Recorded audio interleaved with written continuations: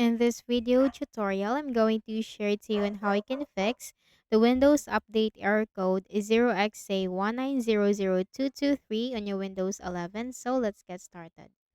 First thing that we need to do is to run the Windows Update troubleshooter. So click on the Start button and click on the Settings option. Then you have to click on System on the left pane. Scroll down and you have to click on Troubleshoot. Click on Other Troubleshooters. So here you'll find Windows Update with the Run button corresponding to it. Run the Windows Update troubleshooter. And you just have to simply follow the on-screen instructions. What that will do is that will help you detect and spot the issue or problem that you are facing on your Windows. And aside from that, that will also give you suggestions and recommendations in fixing the issue. So simply run the Windows Update troubleshooter. After doing so, you just have to restart your Windows once.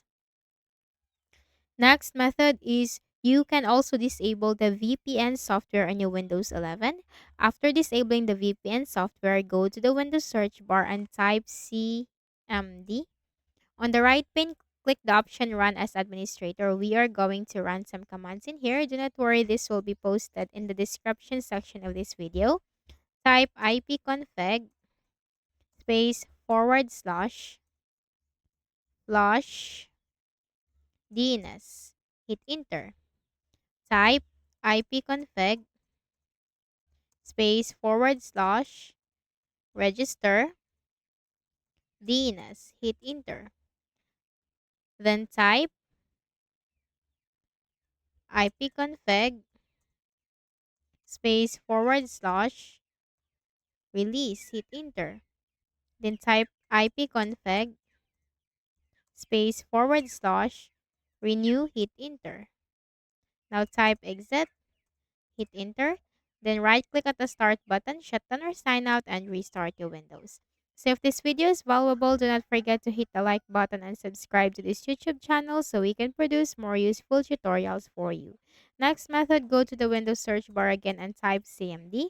Click on Run as Administrator. This time you need to type sfc space forward slash scan now. sfc space forward slash scan now, hit enter.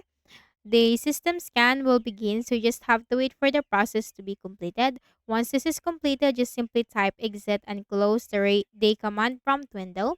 Then right click at the start button, shut down or sign out, and restart. So that's it.